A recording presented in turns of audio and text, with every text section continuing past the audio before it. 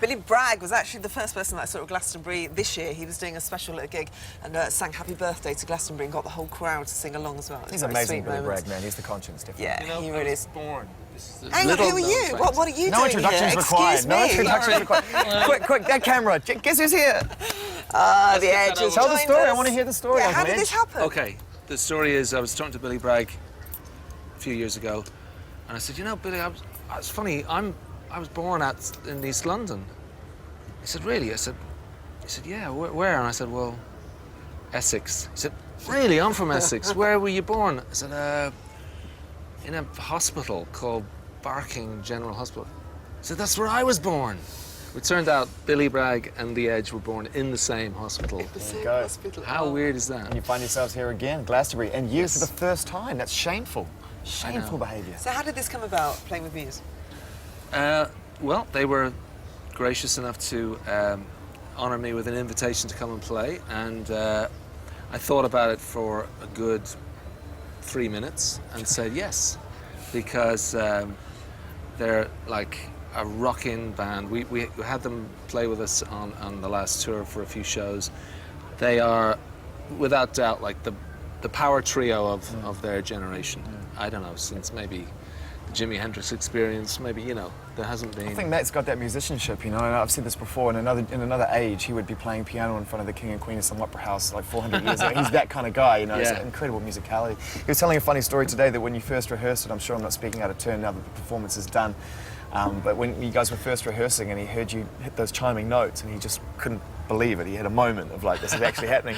And you sort of sidled up to him and kind of like gave him a little jam and he was just like, I've got to sing this, man. You know, I've got to sing this. Just give me some, you know, he's freaking out. What was it like for you when you were on stage, when you were actually doing that? Oh, it was amazing. I mean, I felt like, you know, the guy at the end of the Super Bowl when the two teams are, you know, the score is locked and he comes out to take the kick. And like, that's the only thing he has to do all day is just kick it between the posts. And so I felt like this was the easiest gig and the most satisfying. The most satisfying, the most rewarding, and so it was a really great thing. Yeah, and the band are great. I mean, the first time we played the tune, I actually said, thanks guys, that was great. Done. Really nice work. Yeah, we'll see you at Glastonbury, because it was so good. Yeah.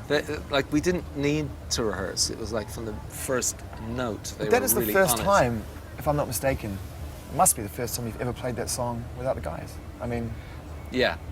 How did that go down, that conversation, when you called up and you were like, you lot may not be going to Glastonbury, but I am? Yeah, there was... no, they were really behind the idea. They thought it was Talk us great. through the conversation. How'd it go? There was a conversation. It was actually, you know, we're in the 21st century. It was more like SMS messages. Bono was like, are you going to be at Glastonbury this year? And he said, you have to say yes. And I was like, yeah, I think I will. He said, you have to. It's going to be amazing.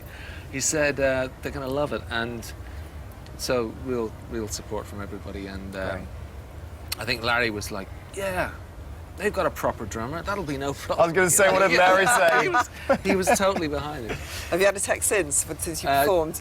Just really positive. Like, It's amazing, you know, and really fantastic, I think, for fans who were obviously, you know, as understanding as they are, disappointed that you couldn't fulfill, you know, the show this year, and I think it's a really special treat, you know. So how was Bono? How's he getting on? Oh, he's okay. You know, he's disappointed. He's really, but he's concentrating on rehab and getting through to get fit for the shows that we are committing to doing, and it's going to be a race to get him, you know, himself fit for the opening show in Turin. But I'm sure he'll do it, and you know, he would so love to have been here. It's you were missed. You were very definitely missed. It was. We were so upset that I mean, I know clearly there's a lot of shows that got cancelled, but there was something extra specially disappointing about not being able to come to Glastonbury, because it had taken a long time for you to decide to come here, and it was a big commitment. It wasn't really was, and you know, it felt like everything was right. The timing was right. The 40th anniversary, everything, and.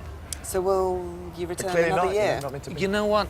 We have to. It's just a case of when. The timing again will have to be right, but it's too important, you know. And I'd never been. This is the first time I've been to this incredible event, and you really sense that the real star of Glastonbury is Glastonbury itself. Yeah, totally. You know, it's Absolutely. the culture and the crowd. That's what it's really about. I think that takes a bit of pressure off the bands too, and that's why they can loosen up and enjoy it more, you know, because ultimately it's not a headline show, you're part of a much bigger energy, much bigger thing. And listen, we really, really appreciate you popping down after the show. Very good of you. You can pick up that glass of champagne now. Look, the champagne is down here. It's half drunk. You can go and get Rock and another roll, one. rock and roll. Thank you so much, mate. Great to see you, great to see you. Right now we're going to go and check out a live performance that was recorded earlier on in the evening, just before Muse took to the stage, from Scissor Sisters on the Pyramid.